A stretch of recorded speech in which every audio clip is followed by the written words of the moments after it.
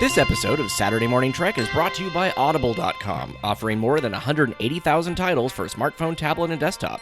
To get a free audiobook of your choice and to help Trek FM at the same time, visit audibletrial.com/trekfm. And also by Enterprise in Space, an international program of the non-profit National Space Society. Find out how you can help science and education and become a virtual crew member aboard the NSS Enterprise Orbiter by visiting enterpriseinspace.org. And if you want to join the conversation and share your thoughts on this episode, join the Babel Conference, our listener group on Facebook. Just type BABEL into the Facebook search field. We look forward to seeing you there.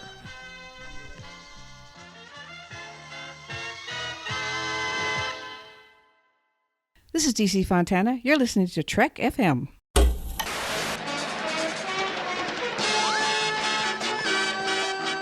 Is that now for action and adventure? Future's here for us to see. It's 2200 AD. Their mission, to fight injustice, to right that which is wrong, and to boldly go where no man has gone before. Welcome to Saturday Morning Trek. Join us at Trek FM as we harken back to the days of wood-paneled dens, console televisions, and starships with ample nacelles to make even J.J. Abrams jealous. I'm Aaron Harvey, and today we have a very special episode, nearly a year in the making. As regular listeners know, I have a bit of a soft spot for the SS Bonaventure, the starship seen briefly in The Time Trap. After Tristan Riddell and I recorded our review of The Time Trap, that's episode 23 if you want to go back and listen, Lonnie McAfee, Trek FM listener, and I were talking about the ship and how we had seen some 3D renderings done by fans, but none of them really felt like they were giving the ship its due. Some seemed to exaggerate the clunkier aspects of this pre-TOS ship, while others outright altered the design and even got the, albeit strange, registry number incorrect. So we decided to take on the project of creating the definitive SS Bonaventure, and today we're going to share those results. And because we're Star Trek fans, we also worked on where the Bonaventure might fit into the timeline, which has expanded quite a bit since 1973, and we've looked into some of the real-life history of ships named Bonaventure. And because we know that you'll want to see the images that we're talking about, we'll be posting photos in the Babel Conference, that's Trek FM's Facebook user listener group, and we'll be putting together a video version of this podcast for Trek FM's YouTube channel. We recorded this episode in bits and pieces as we worked on the project, so at times you may hear us mention Star Trek Discovery, but we're coming from a viewpoint of having never seen the show. So, much like the Bonaventure, we too were caught in a pocket in the garment of time. So, without further ado, I'd like to welcome my fellow Warp 7 program designer, Lonnie McAfee. Hey, Lonnie, welcome to the Wood Panel Den. Hello. It's good to be here. It's been an amazing journey working on the Bonaventure. You know, like I really didn't think just reaching out to you randomly like that would lead to us actually fleshing out a project like this, so it's been really cool. It feels like the time that we spent, we may have actually been able to build a real starship. Yes. Oh, it'll do like a week or two, and it's it's not going to be we'd have to take a month if we we're going to do something really detailed. It's like 3 months later. Right. It really does feel like it should be a vehicle of some sort at this point. Yes. Well, and I know that you made a 3D printout actually at the library down in San Diego, which actually has free 3D printing, which is awesome. Right, it was really cool until I actually saw the finished product, which is like a slinky that's been sitting on the surface of Venus, just moldering. I don't know, but it's a cool conversation piece. It was interesting to see it like starting to come to life. At least it's like eventually we'll probably have this in some other incarnation, at least in a solid form. Actually, let's back up a little bit and kind of explain to people what we're talking about. So the Bonaventure is the starship that we see in The Time Trap, which was the episode where they discover sort of a pocket in the garment of time, I think is what the person one of the people that were stuck in there.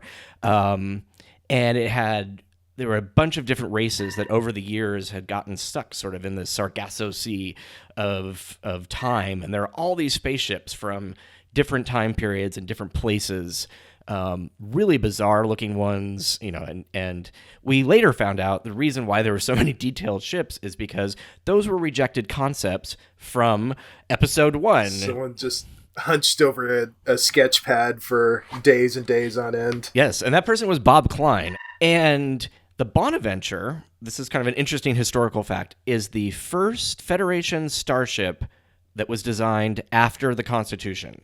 Because the Constitution is what they reused in the original series over and over again. They didn't have a different ship. And then they went to the animated series, and the first thing that Bob drew when they asked for a derelict spaceship was the Bonaventure. And then they're like, no, that's wrong. And then he drew another one, and another one, and another one. And it was 100 of them.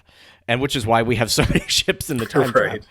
Until he got to what they called the watermelon ship, which sort of looks like watermelons on vines, which are like, that's what I see when I see it, unfortunately. Because I really like the ship design. It's very cool. Yeah, it is very outside the box and very...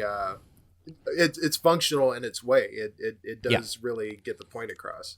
I always felt it was like more of a space station than a spaceship, but I'm not sure what the propulsion was supposed to be, but if it was an organic living ship, maybe it was something related to that. I mean, when you saw the living ships in Next Generation, you didn't really see a viable form of transportation, just sort of propulsion. They always had some kind of like flagella or something like, all right, you're in space, but not underwater, right?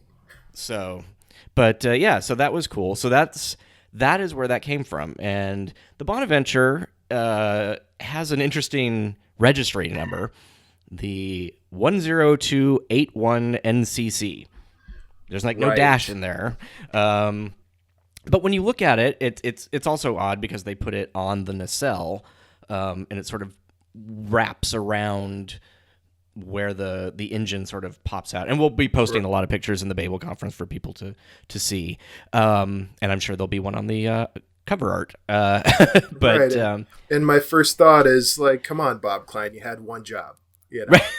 No, we asked him that, and apparently he did have it in the right place, but they're like, oh, no, it needs to be bigger. People need to see it. Right. Which I guess makes sense, but at the same time, they never brought it up. But you saw it on screen for like 4 seconds.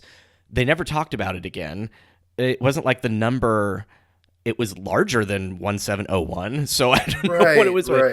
Like, all right. And even yesterday's Enterprise, they'll mention the registry, something. They didn't even do that, so. Right.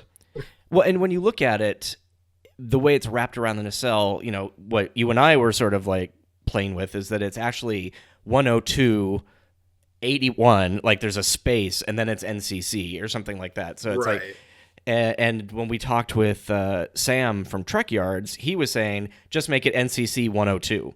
So and okay, 81 is the 81st contract, or it's a class 81 starship or whatever, something like that, or a fleet, or no, not the 81st fleet. That would be weird.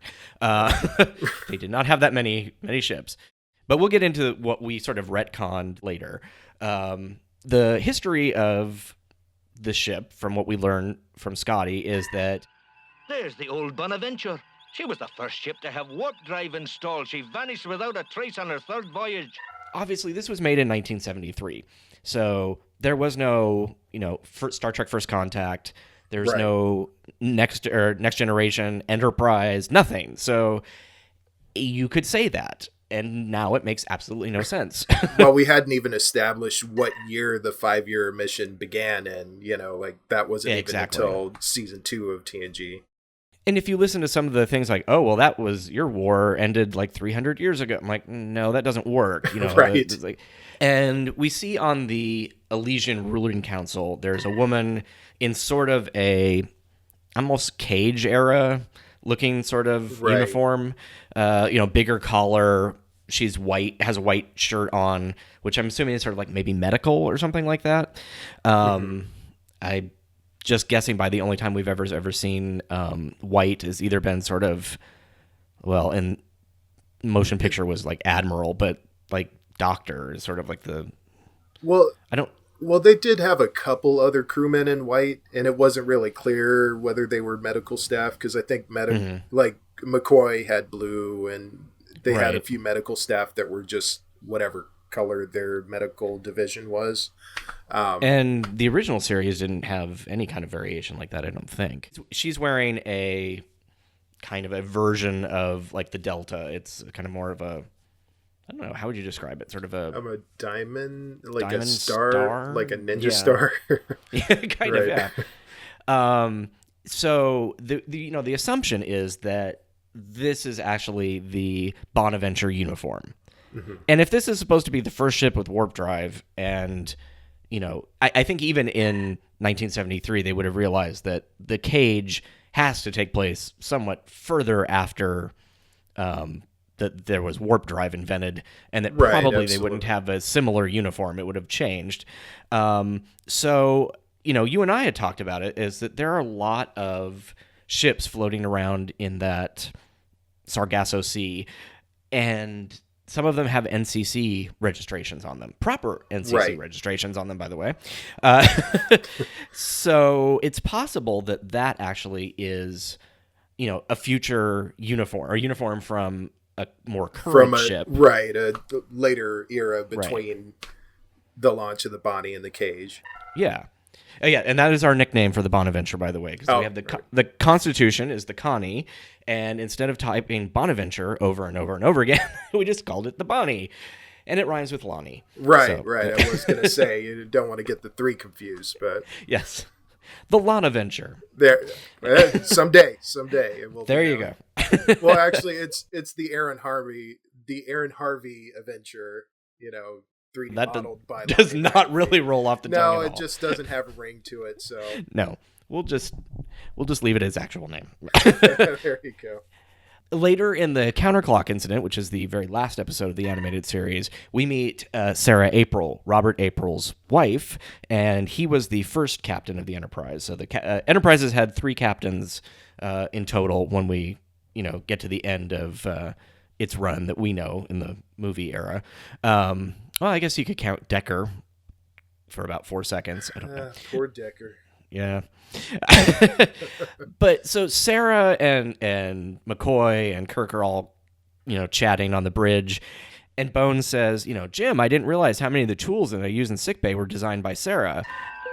Jim, I didn't realize how many of the tools I use in sickbay were designed by Sarah. As the first medical officer aboard a ship equipped with warp drive, I'm afraid I had to come up with new ideas all the time.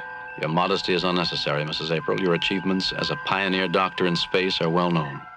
That does not make any sense at all, because No. it's like her age, we guessed based on the fact that the retirement age of Starfleet officers is what's actually mentioned in this episode, and they're both being retired, that she's only 70. So if she's only 70, the Federation existed before 70 years before this episode. Right. So the Federation could not have been established without warp drive. It just doesn't make any sense. It has to be chalked up to it's a cartoon. But I thought maybe it might just be her dry wit. It's like, it's the first doctor on a ship with warp drive. Like kind of that, like, I'm so old, and it's like, It's like, it was right there with Dr. Quinn, Medicine Woman. Yeah, exactly. So, retconning is a really interesting process when you think about, like, what can you actually get away with? And it sort of, it talks about as respect to how history is kind of malleable too. Like you can see how people put a spin on actual history just to make, it's kind of odd. It's like, well, that works. And just to reconcile it with itself in order to tell a coherent story, you kind of do have to step back and like, all right, like this doesn't add up. All right, we have this artifact from later. Let's stick this in here, and now everything kind of at least is a coherent puzzle, Mm-hmm. Yeah, and we were talking before we started recording that Mike and Denise basically do the same thing with the encyclopedia and the chronology. It's just you can't take every single date or time span mentioned and reconcile them 100%. Right. It just doesn't work. I guess you could say that time travel messes things up, and depending on when you saw the show, that number might have actually been correct. I don't know. But that would make a really difficult book to read. But to sit there and try to say, the Antares class freighter didn't exist in the TOS era, that was around until TAS, Right. I mean, inserting things like that really just kind of gives it that wider appeal of being a broader universe. Yeah, and I really like that, when they did the remastering, Which normally I don't love when they do things like that, because it's like, okay, like Star Wars, like awful. Oh, that looks really bad already, and it's only been a year. You know, Right. They were. I mean, you could tell that these people really loved what they were doing, because you watch it and it's still, you know, I will forget at times. It's like, oh, this was not how it originally looked.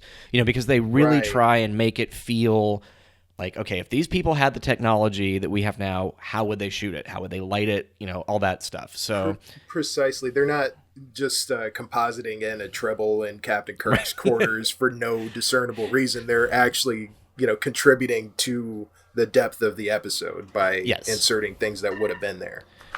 Like when you see, speaking of tribbles, the trouble with tribbles, when you watch out the window of the K7, you'll see the Klingon and Enterprise ships like orbiting, and it's really interesting when they're talking to each other and they cut back and forth, and you cut into the room with the station administrator, and then you see out the window the Enterprise, which they're talking from. And so it's like, it's kind of cool that they you know, that would be something that they would probably try and do. Right, absolutely.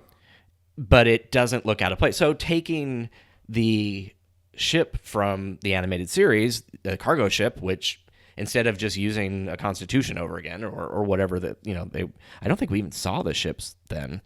I'm not sure in the original. I mean, you would see, like the Ultimate Computer, for example. I mean, you would see other Constitution class ships. No, I meant when they were talking about the grain ships. Oh, I don't think we ever. I think they just mentioned it. I don't know if we actually see it. Oh, gotcha. But so I think that was just kind of interesting. I think they it's just mention it. Yeah. So, you know, and we get to, like you said, broaden the universe, which is really kind of cool. And that's kind of what we're talking about with what we decided to do with the Bonaventure.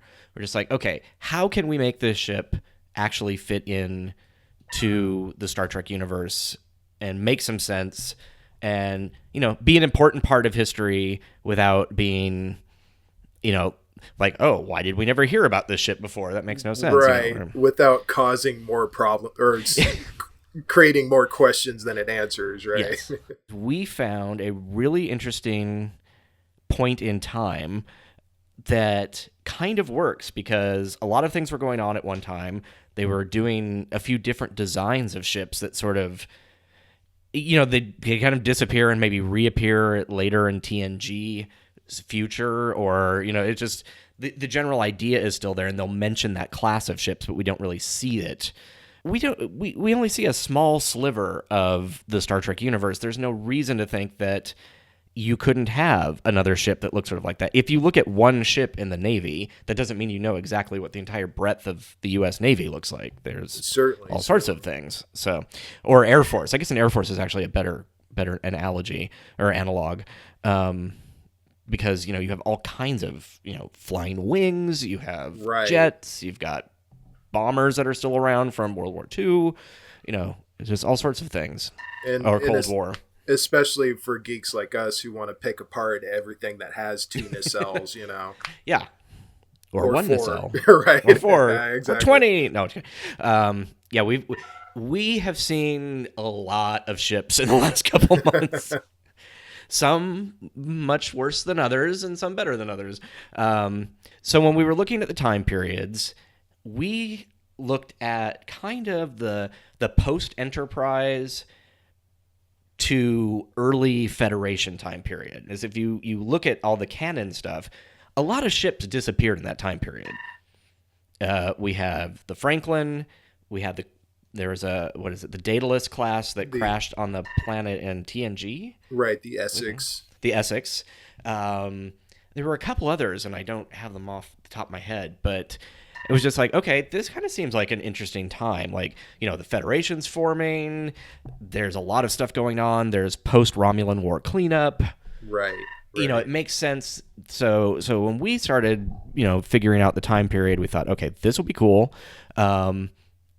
We can look to kind of post-NX design as well as the Daedalus class. And for those of you who don't know what the Daedalus class is, it is basically, instead of a saucer, there's a sphere. And the engineering section is more, tubular, I guess you'd say?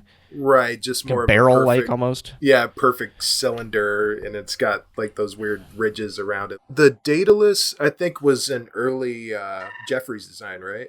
Yes, it was. If you look at some early Enterprise designs, there's that. The very first Enterprise design is sort of this. It's just a saucer, basically. Right. It's with kind of with, Roswell. Like, creation, yeah, it looked more like a UFO than it really should have, and I think that's when Gene Roddenberry was like, nope, we don't want to make it look like a spaceship. We don't make it look like a rocket. So which is kind of funny because now it looks like a spaceship and a rocket when you kind of look at it. So, we looked at that time period. We thought, okay, that's cool. And so we started thinking, it's like this design, when you look at it, it's a much kind of snub nose. I think somebody once described it as a pug. Right. Was it you? Right. I don't know. It might have been. I don't know if it was me, but that's very apt. Yeah. Yeah, sort of like a pug version of the Enterprise, with some actually pretty cool nacelles. Right. It almost feels as if they're sort of like proto JJ nacelles in a way. Like if you were doing original series version of that ship, like that's their beefier nacelle. They just give the ship a good weight to it, just like the way you would imagine it moving. Kind of just has a good proportion to the balance of it. Underneath the bottom, if you imagine the Enterprise kind of being that smooth bottom cylinder, there's sort of like a little bulge in it, almost like the kind of the guppy effect that you got in the Excelsior a little bit. Right. And you're like, okay, that could be really weirdly, balanced. But on the very back end of the upper part of the engineering section, there's sort of a kind of a protrusion that comes out and counterbalances it the other direction. Right. So it's pretty cool that it is. It has extra stuff on it. When we talked with Bob, he was saying his goal was to make something that looked like it in the Federation universe, but be clunkier and a little more old school than the Enterprise. That the Enterprise was supposed to still be the hero ship. They didn't want anything that was like, oh, that ship looks cooler. Right. It's almost kind of an old roadster where the Enterprise is a Mustang or something. It still has its own appeal, but it's not the be all end all at that time, Right. And one of the things that we kind of lucked out on is that the very end of the nacelle is never shown. You don't ever see the back end of it. So we took some cues from the NX, like at the very back end of the cylinder has sort of a little bit of that styling from how their nacelles work. And we actually, it was cool. We got to show this to Doug Drexler, and he kind of, gave us some pointers and even suggested the Aero Delta design on the side is the one that he used for the NX refit. Right, which was an excellent call. I mean, that really ties it into that era. And it gives the ship overall a good sense of just being, okay, Starfleet and the Federation are starting to mature a little bit, and they're starting to zero in on what is really going to be required in a starship. It's neither really the Franklin nor the Essex. It's something kind of a blend of the two, Right. And we kind of talked about they first started constructing it during the Romulan War. It was supposed to be more of a frigate. Right. The kind of the thing on the back that we said that was sort of like, looks now sort of like maybe a control tower for the shuttle bay could have been their, basically the planning room or the war room area, where you would kind of monitor the ships coming in and out, and your secondary bridge, basically, if there was damage on the main bridge. Although I think we talked about there's no saucer separation in this version, because that's... It seems like it'd be a bit of overkill. Yeah. But too early. I do like the idea that you had brought up of that aft section above the shuttle bay being doubling as a launcher, like a missile or a warhead launcher. If you look at some of the more current renderings of the Daedalus class, they have something that's sort of like that on the back. So I don't know if the people who sort of were looking at that time period were also looking at the Bonaventure or not. But it does fit there. It's like, so in the original incarnation, like the front side would have more of the torpedoes and missile launcher, and the very back end was sort of the room where you would launch from and have your control center, basically. And we haven't built a shuttle, but we did talk about the shuttle sort of being the evolution of the shuttle pod, kind of the in-between state between a true shuttle, like in the 1701 in the TOS era, where it has its own warp nacelles. It basically can function as its own mini starship. Right. And, the shuttle pod had, I think we figured out, just impulse engines. So this was sort of the beginning of the in-between stage of that. So, very low warp. Right. Probably only designed for travel within a system or to the next system, but... Right. And that, well, you wouldn't want to go too far in the size that it is either. Right, exactly. And it still has the kind of the arm, the swing arm grabby thing that we talked about, because once it goes into the shuttle bay, they can pull it up and move it out of the way. Right. As opposed, because the shuttle bay is not super huge. And in fact, we should probably mention the size of the ship. We talked about it being 212, well, between 195 and 212 meters. It sort of fluctuates. One thing we still have to do is go and take the window measurements and make sure that we have everything kind of sized the right way. So it's within, 50 feet probably. Yeah, I mean, 50-foot Spock won't have a problem not fitting in it. Let's put it that way. Yes. So, oh no, that's right. Well, no, he hadn't been invented yet, or hadn't been cloned at that point. Somewhere out there was what's his face, Caniculus 5 was floating around looking for a place to go, I guess. Just a twinkle in regular size Spock's eye. Yep. We had debated whether we wanted to put nacelle caps on, those little end cap long things that if you see on the cage version of the Enterprise and Where No Man Has Gone Before, sort of looks like a kind of an antenna or a, what would you describe them as? Yeah, I guess they would be antenna. Like, it's almost, I picture them as many navigational deflectors to protect the Bussards. Well, no, I meant just the look. Just the look of it, like trying to describe them. But like little lightning rods or whatever they are. Yeah, exactly. Right. So... And we, you don't see those in the NX class. You don't see it in the Franklin. You don't see them on the Daedalus class. Mm-hmm. So we decided to forego that. And, not to disparage anyone that uses those, but it's almost kind of a lazy way to telegraph that era, Yeah. I'm really curious when Discovery comes out if we're going to see any other ships that have those. And, what were they for? Maybe they were just an experiment that was only on the Enterprise for that one 5-year mission or something like that. Well, you remember when one of those broke off and hit Deck 4? Let's not do that again. Yeah, that does not sound like a great idea. So we decided that, we're not gonna add that in. But before we go too far down the, how we created it and what we did with it, we worked up sort of a history of the Bonaventure, because the name Bonaventure goes back like 500 years of ships in British culture, at least. We were joking that if we had the wall in the conference room with all of the ships, it would have like a plaque at the end that says continued on deck 2 and 3. Right. Like, because it just, I had to cherry pick like a couple out of the past that sort of fit.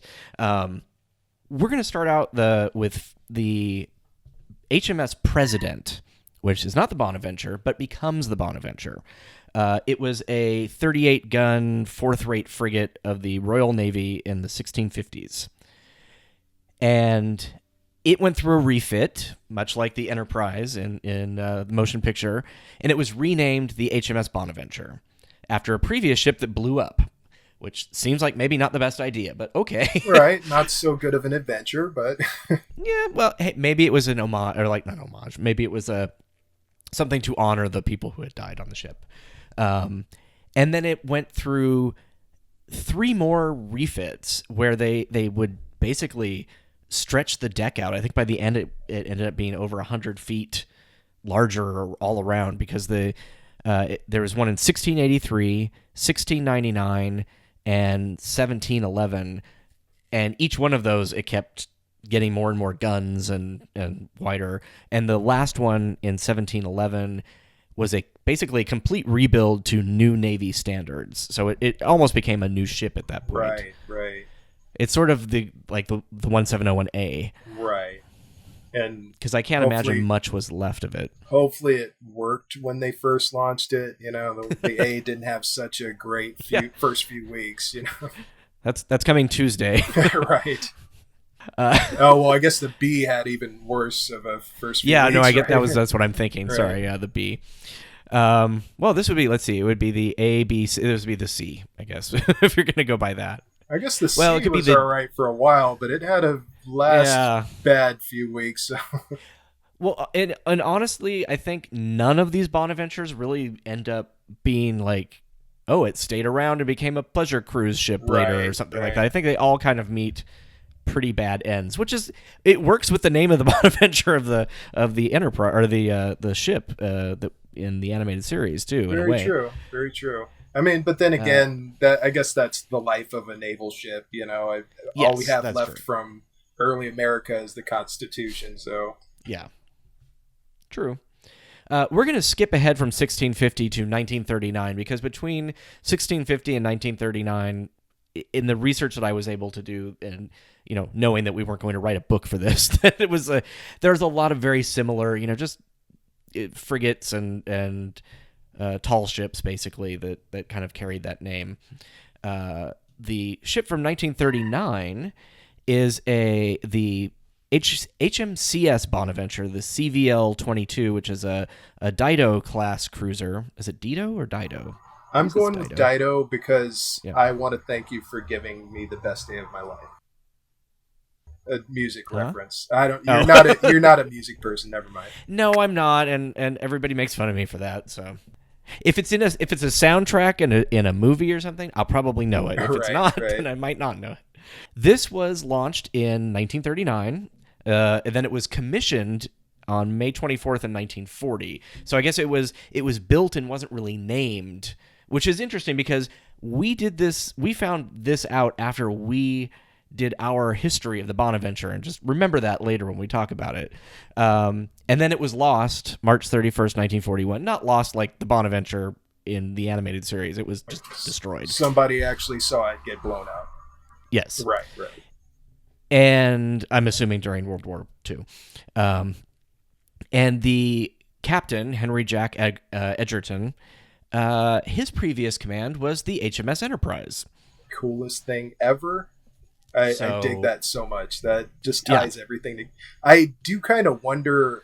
I'm sure Bob Kline didn't necessarily have a hand in just the kind of fitting things together, but just naming the ship Bonaventure, I wonder if that kind of factored in possibly. I don't know. We should find out. I'll have to go back into my notes and see if we can find out if there was any information on that, like if there was a notation in the script or something to that effect. But going back to the history, we start venturing into all the other versions of the Bonaventure that people tried to previously retcon, I think, basically, into like, well, in the animated series, that couldn't possibly have been the first ship with warp drive. So what if we call something else the Bonaventure? So, and this is going in chronological order in the universe that we put them, not necessarily in the order that they were designed in our actual timeline. In 2061, there is the first warp ship that I'm thinking was maybe like a prototype field device, unmanned test vehicle, which, they do that with modern ships, but they don't ever say, oh, that was the first ship with such and such. It's always the one that's been flown or manned or whatever. We don't. Right.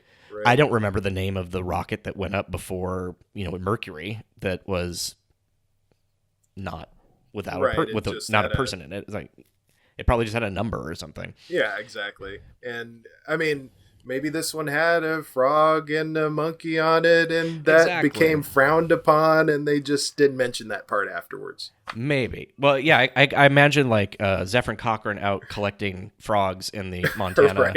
It's like throwing them in there and like, okay, let's see what happens.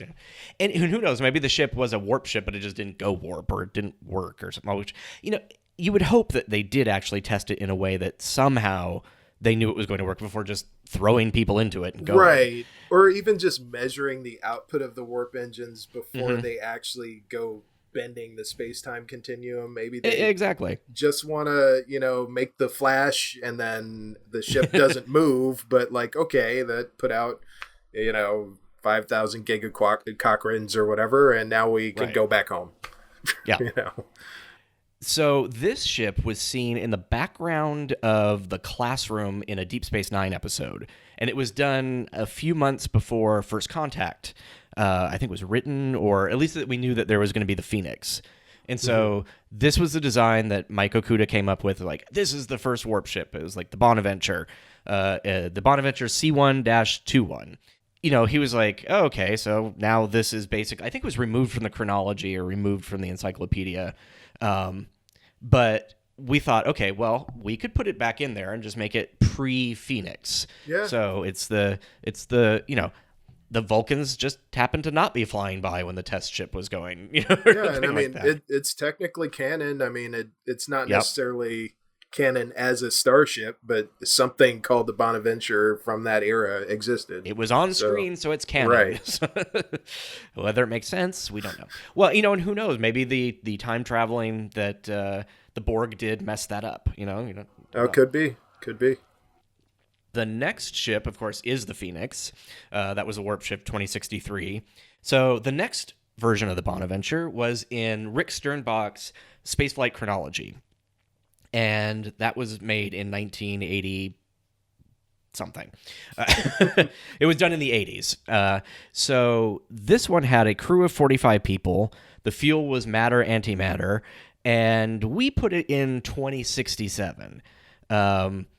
I think they had it somewhere between 2059 and 2077 or something like that.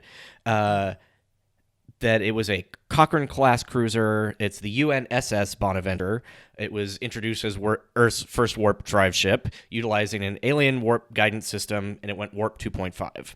So instead of making it the first, again, which it can't be, not all of them can be the first, that maybe it was one of the first, like, more than two people ship. Right. It sort of has that feel. Kind of the team of scientists going out to explore Earth 2, I guess, or Terra 2. I love that blast shield at the back, that funnel. If you look at it, it does have a feel of more of a NASA type spaceship, like it would be some of those, the fusion drive ships that you see illustrated with like a big back cone. And then it does seem like they did try to make kind of like two protruding cylinders on the side where you could see those kind of becoming the warp drive. Like maybe that actually comes out like it does in the Phoenix. And then the front has a, sort of a detached, or not detached, but it's sort of a section on the front that looks like it could become a saucer. Right. It's got that sort of... And I believe sorry to cut you off, but I believe in the space fight. All right, we have three now. Space flight, and space flight. There you go. In the spaceflight chronology, there's actually another angle of it where those two nacelle type protrusions actually are kind of out to the side, like the Battlestar Galactica, almost. Oh, okay. Mm-hmm. Oh, that's right. There is an illustration that or a kind of a painting that he had done, I think. Right, and instead of the front being kind of open, they have some kind of plasma conduits going to them, like you can see in the image. Yeah. That's sort of where all of the Bonaventures stop. Nobody's tried to put it any later than that. There was a website where they talked about it being in 2115, which I still think is too early. And I know that people have said this couldn't possibly be like 100-year-old starship because it looks too much like the Enterprise. Well, the Enterprise from the TV show Enterprise looks kind of like the Enterprise. And very true. The refit that we never actually saw on screen but was designed really starts to look like it. And this is when, we talked about it being sort of from this time period. If you look at battleships, go back 100 years, from 1916, it's got the same silhouette. It's looks very similar to what we have today. It's just smaller and the technology isn't as good. Right. It's like, all right, if it happens to be steam powered, then it might look a little bit different. But other than that, if you don't happen to know to look for that, you're not gonna make that distinction. Yeah. So I don't have a problem personally with it looking kind of like a Constitution class, because we've sort of established that that's, saucer engineering section 2 nacelles is sort of what this era started to establish. Mm-hmm. So in 2149, we've got the Franklin. In 2151, there's the NX class. 2155, it was refitted. And this is now where we come into the next version of the Constitution, which is from the Ships of the Line book that was out. It might have been in the calendar first. I'm not sure how they put those together. And it was the NCC 1000. It was a Bonaventure class. And there was, wasn't really said specifically that this was supposed to be a replacement for the Bonaventure that we see in the animated series, but I think people have kind of alluded to that. It's got the deflector dish that's sort of pushed out a little bit more and a bit, more pointed. Like the cone of the dish is less flattened. Right. It's deeper.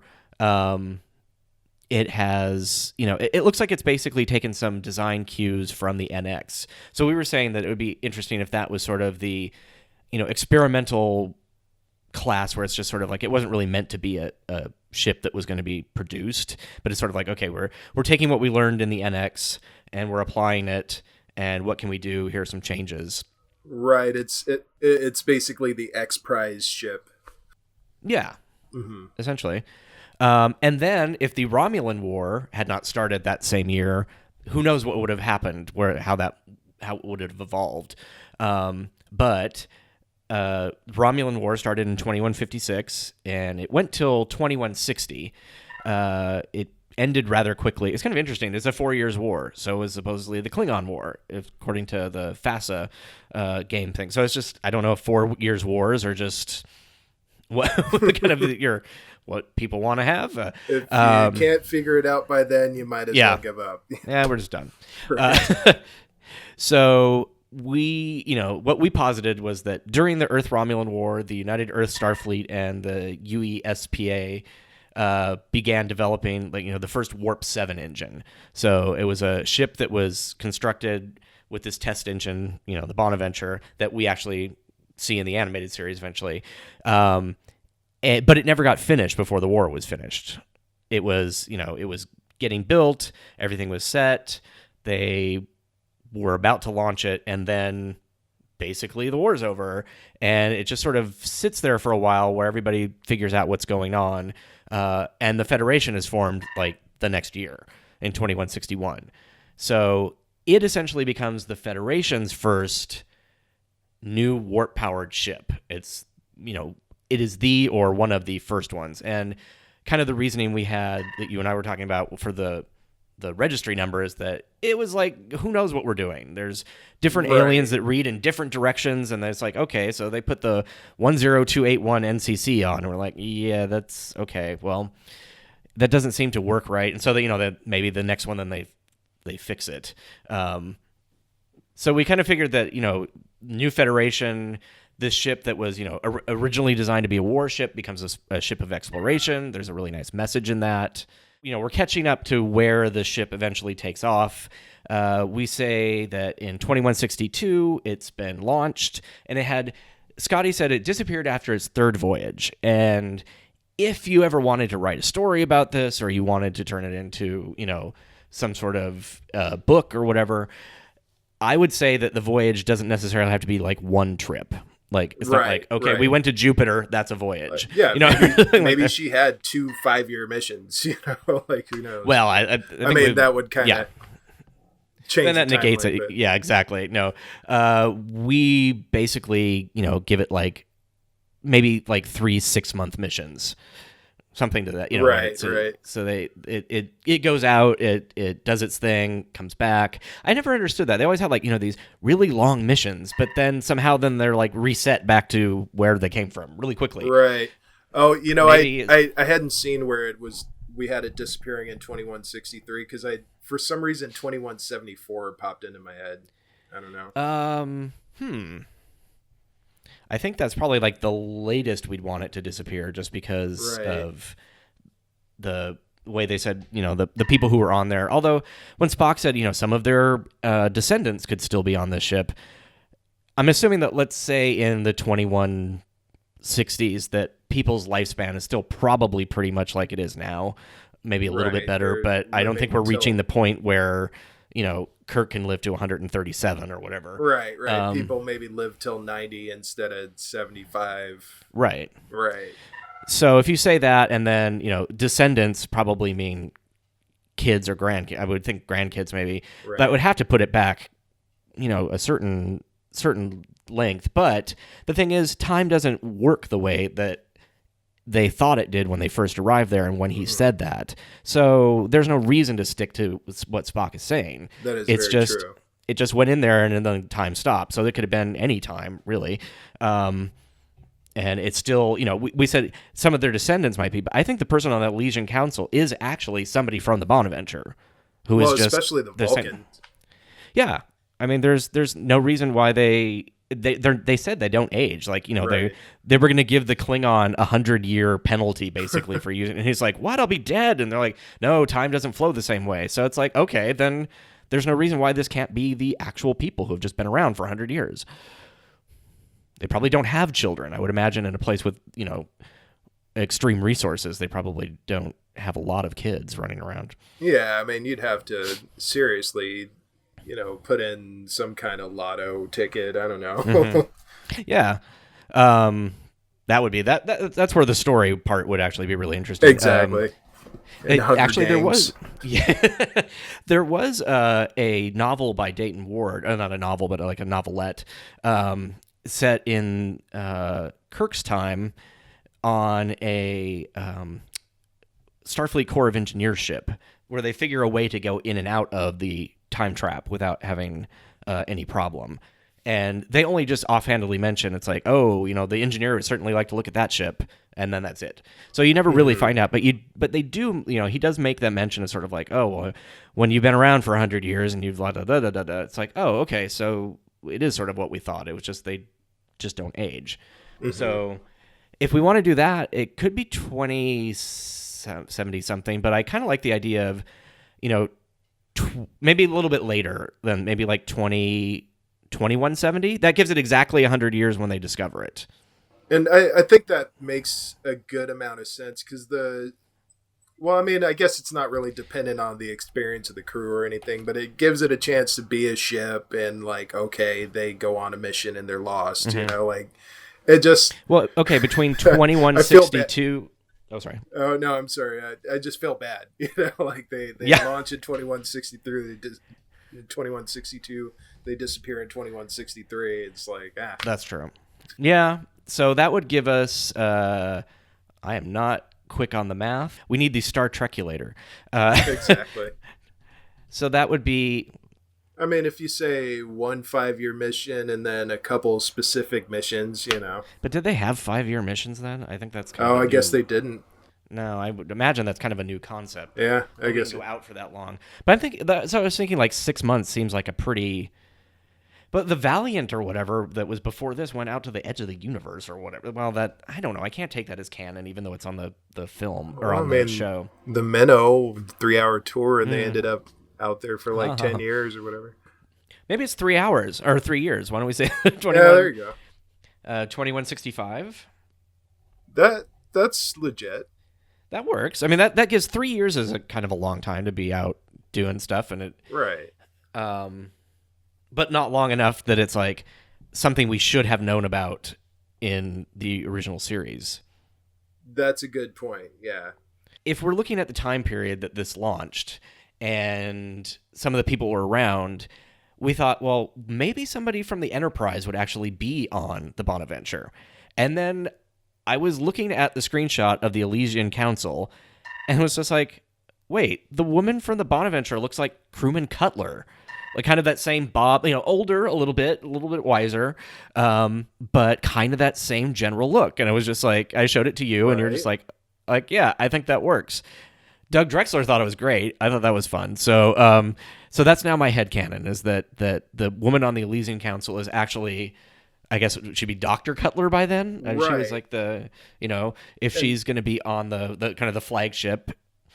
Well, what I was going to say, she's an exobiologist, and she's a specialist in entomology. There are insect members of the Elysium Council. That's true. Yeah. Okay. Which we thought that might actually be the insectoid creatures from the Zindi. Very possible. Yeah. Yeah. I like the idea. And then when I was doing some research, it's like all the stories that she's in, like they put her into books. She served with T'Pol on a ship, and it all stops. All the books stop like a year before we have the ship, the Bonaventure, going out. So I'm like, oh, okay, well that works. It could be her. So far, it hasn't been negated by anything yet. So that's our fun headcanon. Exactly, and I mean, she kind of has too much personality not to be on a ship that has as much personality as the Bonaventure. That's true. Trip and Archer were talking about, now they have ships that can go warp 7. So the question is that warp 7 in original series time, or did they adjust the warp scale in between? Because we know they adjusted the warp scale into a TNG time. So I'm wondering if there was an adjustment in between the Enterprise era and the original series. And not only that, I mean, the warp scale is exponential, so the difference between warp 1 and warp 2 is not really that much, but then warp 3 is just this huge jump, and then warp 4 is this giant jump, and that they're just, so if you have warp 6.9 and then warp 7, it's still a huge difference. It's like breaking the sound barrier, basically. It's like, okay, yeah, we had planes back then, but then this guy broke the sound barrier, and then we had real planes, Right. Okay. So that is kind of what our thinking was. And if you watch the original series, before they kind of got their lingo under not under control, until they sort of figured out how they wanted to present things, it was lithium-powered spaceships.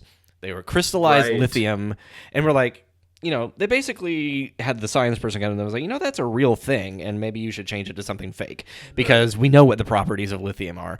So, if we want to kind of work within that universe of terminology, we could say that this was the first crystallized lithium warp-powered ship that was housed in a dilithium crystal converter assembly. So it's somehow using those lithium crystals. And who knows, maybe they're like different lithium crystals than lithium that we have on Earth. Maybe it's just a variant of that or something. All I can think of is they're flying around giant Galaxy Note 7s or Galaxy Note 3s. Oh no. Yeah. And then they explode. Right. Well, hopefully not. I mean, but no. Whatever. But I think lithium crystal, I always think for some reason like watch batteries for some reason, or watches, something. Oh, yeah. I know what you mean. So eventually, when we get to 2245, when we have the Enterprise, it's still running under lithium crystal. At some point, I guess, in the original series, it switches over to dilithium crystal completely, or maybe that was just, maybe it kind of always had been, and it was just a leftover turn of phrase that older engineers hadn't gotten used to, or something like that. But so the idea is that it was sort of that first modern drive, and that's what Dayton Ward used in his story. That's been sort of the modern retcon of how can this Bonaventure be the first starship with warp drive. And also being the first starship in the Federation, it also kind of works too. So we've got like two firsts, if you want to put it that way, and I'm sure there are things that we talk about in our, like, oh, that was the first this, and somebody's like, no, it isn't. It was, actually, European thing or whatever it was. Or, I mean, a lot of it might be just the matter of like, okay, this was the first one that didn't just have the new warp, the new dilithium assembly bolted on. It was actually part of the ship, Yeah, that's true. Of course, there's a really fun Trek Yards episode where they try to discover where is the engine room on the Enterprise. You'd think that would be an easy answer, but it's not. Right. And we actually had that conversation about like where would we put it, and I think where we actually have ours makes sense. So which is in the engineering hull, which I don't think is always called that, but the secondary hull, just at the base, allowing the plasma conduits to go up the pylons. Mm-hmm. As opposed to the 1701, where it's like where the impulse engines are or something like that. Yeah, sometimes. And then, I don't know, it just really depends. And I think Andy Probert did a blueprint where it was sort of like behind the shuttle bay, kind of closer to where the pylons are, and where if, you know, those, when you see the engine room, they have those... it's that kind of corridor. Those things go, yeah, and like the one on the left actually goes to the pylon on the right and vice versa. They just sort of cross and go a different direction. Like, I guess that's kind of interesting. I don't know why you're you do Andrew that, Probert. I'm gonna give you a thumbs up. And so, you know, that's kind of where we netted out. And then, you know, we were sort of like playing around like, in 2270, they did a Constitution class Phase 2 refit that led the way to the Enterprise that you see in the movies, using the old Excalibur frame that was damaged in the attack with the computer, the M4, is that what it was? The M5? M5, yeah. You know, it was the USS Bonaventure NX 1978. You know, it's like I just used for the year, but it's like, okay, now I'm just going into territory that I don't need to like play around with. And it would be interesting to see a TNG era, Voyager era, you know, Bonnie refit. I don't know what that would look like, but that would be kind of awesome. I mean, I almost picture the Nova as the equivalent of the Bonaventure in that time. Oh, okay, I could see that. Maybe not. Maybe not the same look, but yeah. Well, and I think that a lot of the things that were done in the Bonaventure, all of the technologies that were tested and stuff like that, eventually make its way into a lot of other starships. So it's more like, okay, this is the base, and then it kind of pieces of it. It's almost like the root of a family tree. Right, exactly. Just like the age-old debate between the NX and the Akira. It's like, all right, are you going to have that same debate between the 1701 and the 1701D? I mean, right. It's kind of a dead horse, you know. Yeah, well, it seems like with Enterprise, once you get past the original, it's like whatever ship they were building that's the coolest, we're just going to slap that name on it. It doesn't really seem like it's a design evolution. It's more of a that's the next ship. It's just like, is it fast? Does it have a lot of guns? Okay. Yeah. Let's put a K on it. Are there places to put ambassadors that we have to shuttle back and forth? Right. Yep. Okay, we're good. But that kind of leads into, you know, we were talking where things go and how we're putting things together. It leads into sort of how we actually built this thing. And, you know, all the steps that it took to get to where we have something that looks functional. You know, we were talking about Doug Drexler earlier. That's one of the things that was fun. We got to show kind of along the way as we were working on it, the blueprints, and then like the early renderings, and then some drawings and texturing, some renders with textures, and the why is your spaceship so dark comment, you know, kind of thing. And like, all right, we'll crank the light up. And he said it was really interesting because he showed us an early NX design that actually took cues from the Bonaventure. Right. It was just like, so because, you know, when I show the ship to some people, they're like, I don't know what that is. Like, you know, if you don't watch the animated series, you're going to have zero idea what the ship is.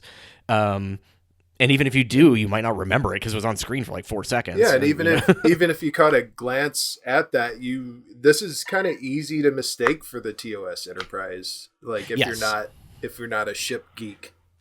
Yeah, for the people who are like, oh, this is so ugly, it's like it's not that radically different than the original series.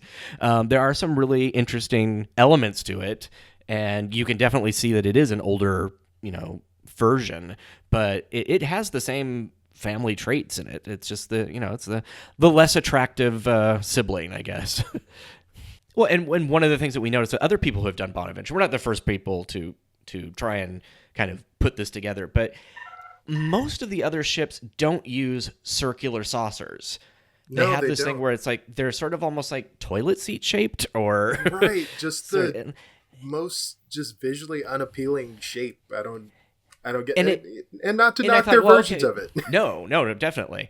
And without them seeing those things, we might not have even been inspired to do our own. Right. But looking at it, it's like, okay, maybe, the first thing we thought of is maybe it needs to be that shape to have the profile that you see in the series. And it doesn't. It just, it could be a circle. It could be, I suppose it could be a weird oval shape, as long as it was like kind of, like it just, it is a little weird because the bridge section and the kind of the top dome is off center from the way the whole saucer is together. So it's not like concentric circles. It's sort of like a circle with it offset, but it sort of works because it offsets the stuff in the back. I don't know. It's like for a design that was only done quickly just to show like, hey, this is what we can do. No, change it. And, and then never revisiting that design. It looked it was pretty well thought out. Yeah, it does fit together very fluidly. And yeah, like you were saying, the oblong saucer, it's not really oblong, but it's kind of off center horizontally, I guess. Mm-hmm. But the only thing that kind of throws me off is just the alignment of the running lights and the docking port. That just you can't make it. It doesn't make any sense. Right. There's no specific place to put all that. Yeah. We tried to kind of line it up with the sensor dome. We're like, okay, we'll use the sensor dome as which is the kind of glowing dome shape at the underneath the saucer. As that sort of like, that's the center point in the bridge. So if you draw a line down from the bridge, it does go to the sensor dome. And so we just sort of centered everything on that. And it does sort of work in that sense. But it is weird when you go to like put the lights in and stuff. It's like, there's no normal place to put these. We showed it to Bob when he was out, when we interviewed him, and he was just like, wow, that's really great. And at the time, you and I were playing around with we call them the fins on the back. They're the intercoolers. Right. And we only had one on each pylon, and it did look more like fins or something. It's just like, it just didn't look right, even though you never saw two of them in the drawing because of where it was, the perspective you were seeing. And so we asked him, it's like, would you put another one on there? And he's like, yeah, if I was doing this, if I had planned this out more, I would have looked at the Enterprise and saw that there was one on either side. And even though they look different, I would have put them in. And we did. And it made the ship so much better. It was weird. Yeah, I don't know if it's just because we're so used to seeing two of them on a nacelle, or... It may be, but yeah, it just disproportionately made it look 10 times better. It just... Yeah. I don't know. It just made the nacelles look independent. I think that's what it is. Yeah. That's true. It looked less like a wing or something like that, and more like, okay, this is a functional engine that's doing something, and we also kind of dialed back the pointiness a little bit. A little bit, yeah. It did feel a little bit like Tom Paris playing with the Delta Flyer to begin with. And Tuvok is like, no, we don't need these fins. We don't need this. Oh, can you imagine Tom's version of the Bonaventure? Oh, my God. He would just go nuts. I want to see that. The Delta Bonaventure. Oh, or the Bonaventure Flyer. The Delta Triangle Flyer. Ah, that's it. I think we found our episode title. I think we did. So, we basically let's talk about what we each did. I did the blueprints. I took the screenshots of the show and then okay, here's this side, and then I had to do something that I hadn't done in a very long time, which was like, okay, now I have to design out all the different sides of it. Mm-hmm. And I tried doing 3D a very long time ago. And I think it's just because the programs were clunkier, and we actually alpha tested the video toaster way back in the 80s. And the instruction manuals that they gave us were not really designed properly, that was one of the things we were supposed to be testing. So everything I designed came out just off. I was, trying to make a pyramid that they wanted us to build, and it came out like a Chinese throwing star. Oh, no. So, because everything, it was all flat. I'm like, this is not 3D. Like, what is happening? It was like, and it just put me off of doing this. So it was really like, okay, I have to put all of that mental baggage of not being able to make this thing work behind me. And like, okay, how would I actually, and when I handed them over to you, I was actually surprised that you weren't like, no, I can't use this. It's like, it kind of worked. Oh, so. Yeah. I mean, your orthos were really good in the sense that they were consistent. There were no just weird overlaps or weird areas where something was completely stretched out of proportion. I've seen those too, where you're like, that can't possibly be the front view of that other thing. It's like, this is not how any of this works. No, but they really worked out as far as what you see on the screen. And once I translated them into 3D, I didn't really have to do a lot of major tweaks to them. I mean, I did have to kind of compromise between one view or the other in certain areas, but other than that, it was a very straightforward project. I mean, a lot of the areas I had difficulty was more the limitations of my own modeling skills, trying to make this joint between two parts work in a way that I know that must have been what you were going for, just those kinds of aspects of it. Right. And I didn't want to over design it because I wanted to actually leave something for you to do, as not like it was an assignment, but I mean like for a place for you to be creative. Like you did some really interesting things with where things join together and the way you did the edges of the saucer and stuff. And it just, if you look at some of the other designs that are out there of any kind of spaceship that people have put together online, a lot of times the seams are just like, it's a point. Just right, they come together and it's like it's really sharp and it's like it just looks too much like a computer did it. Yeah, and that can be such a disappointing part of an otherwise perfect model. Like you really do have to take into account how the light's going to hit it from different angles, what physical property you're trying to emulate, just how it would have been welded together or how it would have been attached. Just different interactions between surfaces. You really have to keep that in mind. Yeah. And also with the texture that you provided, which was interesting because it's sort of an Aztec but it's not at the same time. So it doesn't really feel out of era.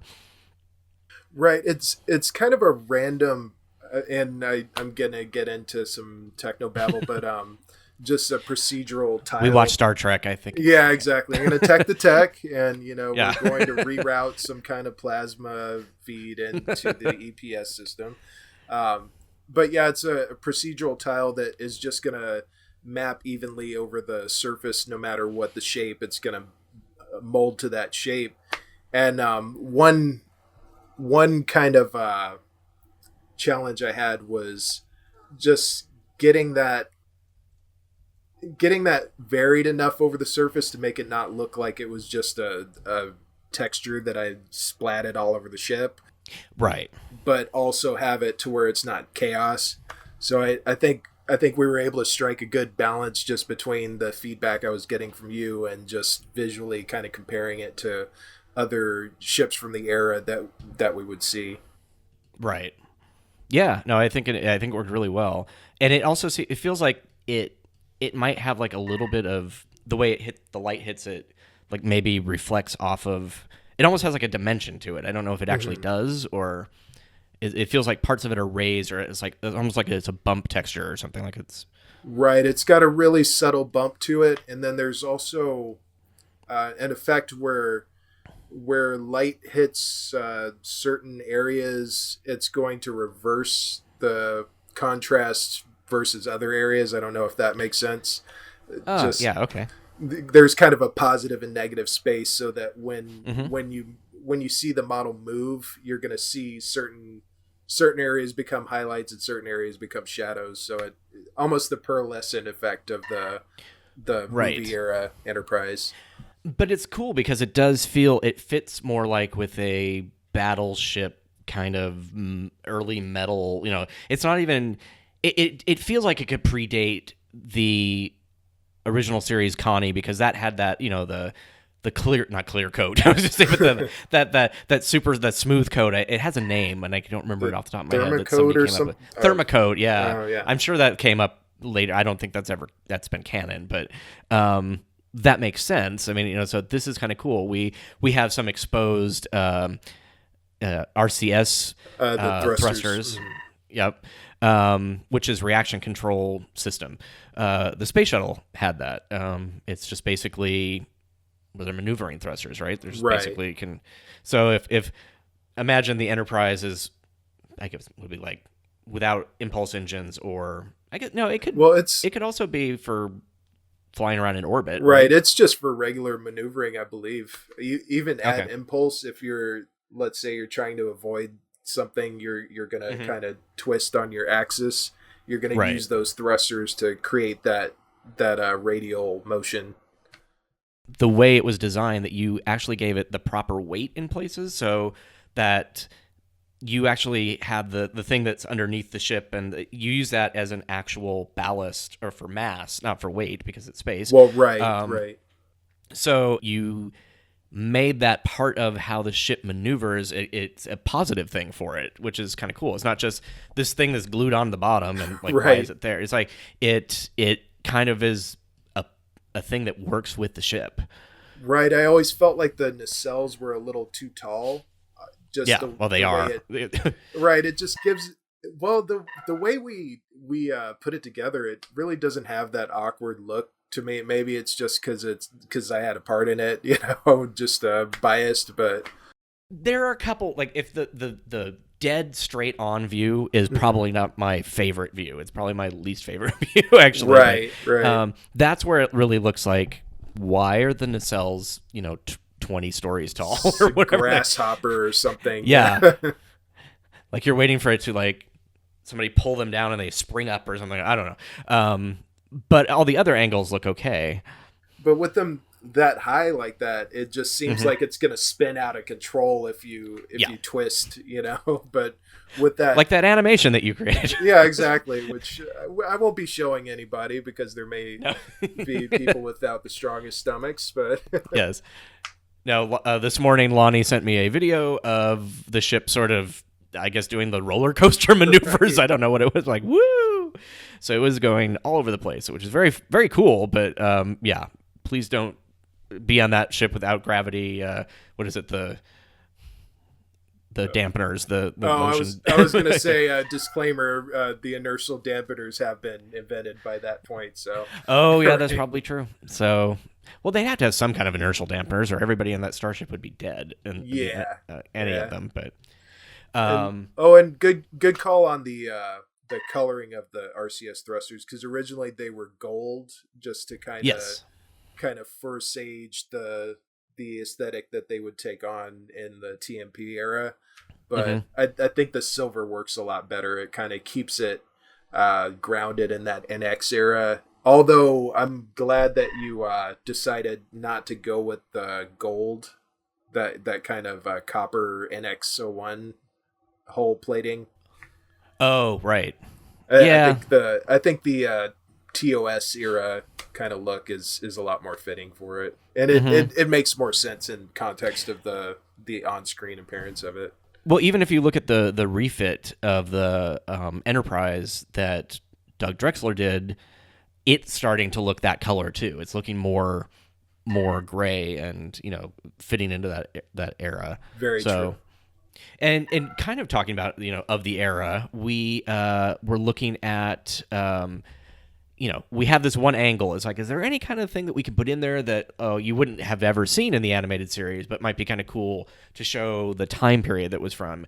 And we decided to put the United Federation of Planets pennant, that sort of red, almost college-looking pennant thing that you see in the early original series, on the back of the saucer section, sort of like out the back of the bridge, and underneath on the secondary hull. So if you're on the top or bottom, whichever way you're coming, you'll see the United Federation of Planets pennant, especially because the Federation was just formed when this thing launched. It's still a point of pride, and this was going to be the ambassadorship. It's going to be going out to the furthest reaches and making first contact. So, and obviously, if we really, really wanted to put it on there, we probably would have made it more prominent. But for what we're doing, it makes sense because we really wanted to keep it as much as canon as possible and tweak, change as little as possible. Because you could take this and just really tweak it out and do crazy things to it and make it look really interesting. But oh yeah, definitely. Well, and you did a really interesting take on are they the intercoolers? They're the glowing parts of the inside of the nacelles? Right. I decided to go with kind of a 50s retro look just to kind of reflect that superstructure on the primary hull, how it's got that curve to it. Just kind of give it a little faster of a, little bit. Well, and I like the fact that, this is a Warp 7 engine. It's brand new, and it's going to be a little bulkier than, the Warp 5 looks beautiful, but it's also very streamlined because it is at the end of the generation of Warp 1 through 4. It's just like, exactly. This is like a whole, I'm assuming that there's some new science behind it. So those inside pieces are just bulkier. So, you got your back end that's bulkier, you got larger things that almost look like fins that have to vent all the excess heat. So I think it's kind of cool that you chose that because it works really well, and it kind of reflects the pointier deflector dish too. That big right, a little bit. Yeah. Yeah, I just wanted to give it a little different aesthetic. Just same as the nacelles, how it was going in a slightly different direction, and then they decided to go with the more monolithic, iconic Constitution. Yeah. Well, and if you look at the Daedalus class and this next to each other, they kind of feel like they're related. They both have like some awkward bits to them. We really basically absorbed this ship, and I think I know it better than probably any Starfleet vessel at this point. We thought, well, wouldn't it be really cool if this was an Eaglemoss ship? Because the animated series is sort of an untapped resource, and which is interesting because we saw a tweet not that long ago from Ben Robinson, who we've shared these designs with, and he said that, as long as we make it clear that these are fan concepts right now, that we can show them. We did a mock-up of what the Bonaventure might look like as an Eaglemoss ship. And I love that you were able to change the texture and the lighting and everything to make it's incredible to me because when we were first designing the ship, when you were just getting the structure, right. Of course, I'm jumping ahead to like, why does it look like a toy? It's like, Aaron, calm down. It's like, I just put textures on it to have it look like something, but we're going to work and I'm on like, it. It looks like where's the wind up key? So it can go But although there was one video that did sort of look like that. It did. But just on a real quick side note, Doug did provide some excellent feedback as far as the lighting for the quote-unquote real version of it. Yeah, it really did pay off, and I think it did play into how I textured the Eaglemoss kind of toy version of it as well. And I love the way that you took the nacelle caps and made them sort of like that transparent plastic. Right. I took a lot of pride in that. I don't know. Yeah, it looks fantastic. So, we mocked up what the front of the magazine might look like, what the thing like. We even did like the fake ordering page where it's got the story. The ship is sitting there at the with the multiple views that you can scroll through. And every time I put this up, I wanted to click on it and do something with it. It's like, it's not working. Oh, that's right, it's not real. What am I doing? All right, I was embarrassed to say it, but same here. So it's like why is it? Yeah. And then we did a kind of a photorealistic, like what would it look like with the other ships. I have my the Enterprise C, the 1701 refit, the Antares ship from the animated series, the robot grain ship, and then the Bonaventure sitting next to it, and it goes really well. I think it looks kind of cool. It really does, and the proportions just really work with that kind of display. And I haven't seen these images in a while, and I have to say they really are kind of on point. You did great work with the mock-up and just kind of making this fit into that real scene, Basically, Lonnie did kind of the modeling and the lighting based on a photo that I had taken, and then I took that and then went in and kind of did. It's the Photoshop quote unquote magic of making things not look quite 100% like modeled or something. I don't know what it is, but it's Right. like you have to mess things up a little bit. You have to make the not so crisp. You have to add some grain to the photo. You have to. There's just all these little things that you would never really want to do if you were going to do a pristine product shot, say. Right. But if you're trying to make it look realistic and like it actually is there, then you have to kind of do those things. And just details like throwing the bubble inside the stand or inside the holder, you know. Yep. Yeah, that's right. I totally forgot about that. Yeah, the plastic stands, if you look at the Eaglemoss stands, have sort of, I guess it's where when the plastic is snapped off of, whatever it's injected to, it's got an air bubble from where the injector was, I guess. I get when it I'm gets actually not sure when why it gets there's one like there. pulled out of the mold, maybe it just kind of dips down. I That don't could know. be.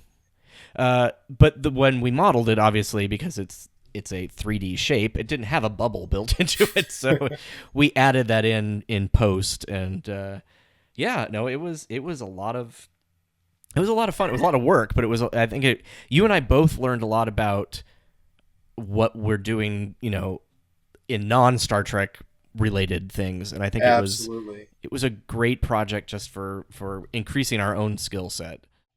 So, turning the network into Trek yards isn't the only thing we've been doing this week. Here's a listen to some of the things you may have missed elsewhere on Trek FM. Previously on Trek.fm, Warp 5. Did you know that it's the same planet that they're talking about? No. Yeah, so... Nuh-uh. It is. So it's Krios Prime. Like she also comes from Krios Prime, right? So, and the makeup is the same and everything, right? So that was Okay, I did have that. I'm like, okay, the only thing I can see is that they have the same makeup. That was the only thing. And I was wondering why it was the same, and now I know. Why did I not make that connection? You guys are so smart. The Edge, a Star Trek Discovery podcast. Well, when I was thinking about where do I find peace, I found it so ironic because it seems in opposition to what my fear is. And when I think, gosh, Amy, where am I at peace? It's when I'm alone. And then I was thinking, well, that's stupid because my greatest fear is being alone. The 602 Club. Yeah, I mean, it kind of goes back to what I was talking about. For the last two films that we've talked about, to say that what I want for Roger Moore is a sense of dignity for the character. Continuing mission. Now, on today's show, we have a very special guest who has steered the good ship Enterprise through some perilous adventures, fought off dastardly villains, and wooed the ladies, all in a day's work.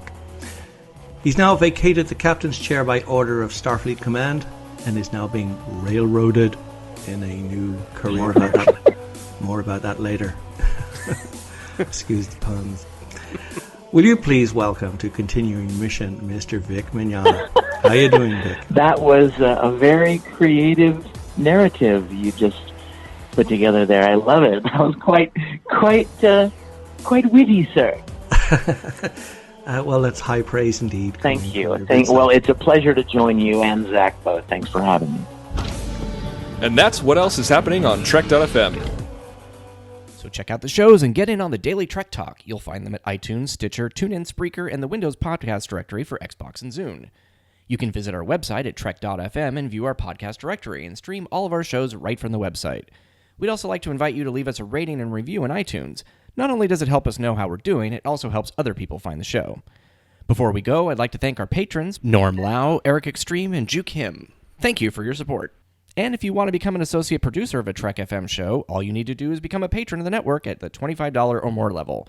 Go to patreon.com/trekfm and find out how you can become part of the team. That's patreon.com/trekfm. When you're not, designing spaceships from 100 years before the original series, where can we find you online? Well, you can find me at lonzo5.deviantart.com, where I will be designing ships from hundreds of years from now. And you've done some really cool renderings of the original Planet of the Titan ship, the ones that, Discovery is based on, but these are the actual, study models that you've sort of turned into 3D models that look, like ships. Yes, I have. Like what we've done with the Bonaventure.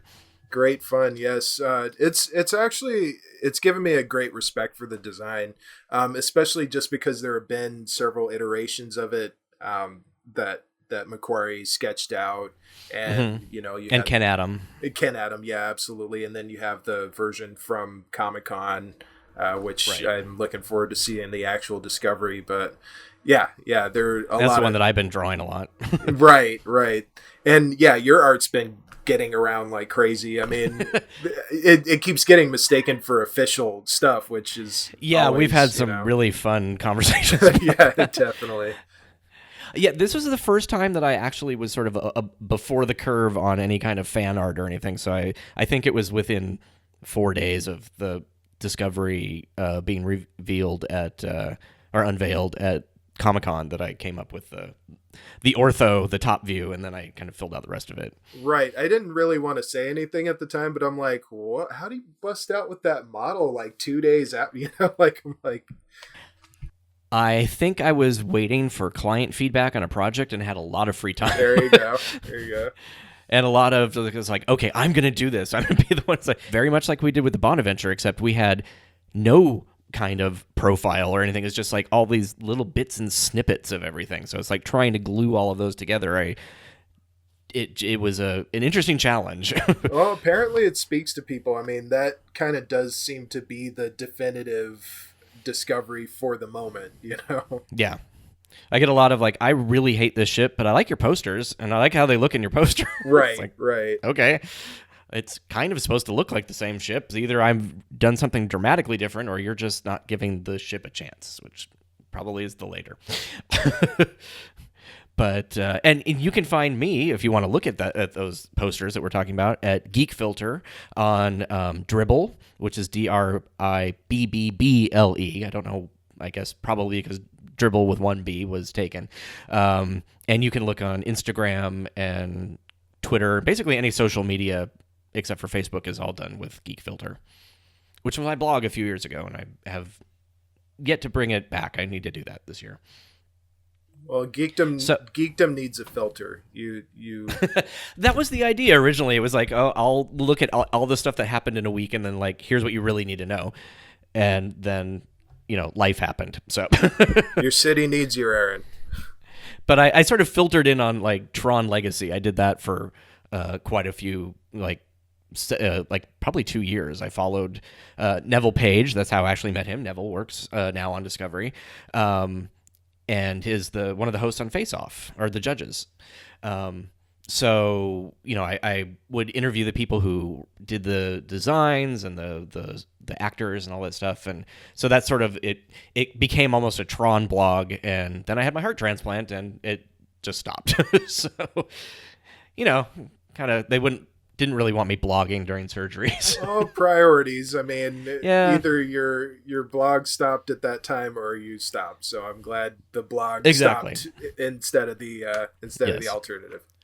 But no, my goal this year is to kind of bring that back. Hopefully, sometime towards the summer or fall. We've been in this wood panel den a really long time. I mean, like it feels like maybe 100 years. Yeah. I mean, they were not lying about that punishment. No, they were not. All right, we're going to get out of here. Thank you so much for listening to us talk about this ship for so long. And remember, there is an animated series.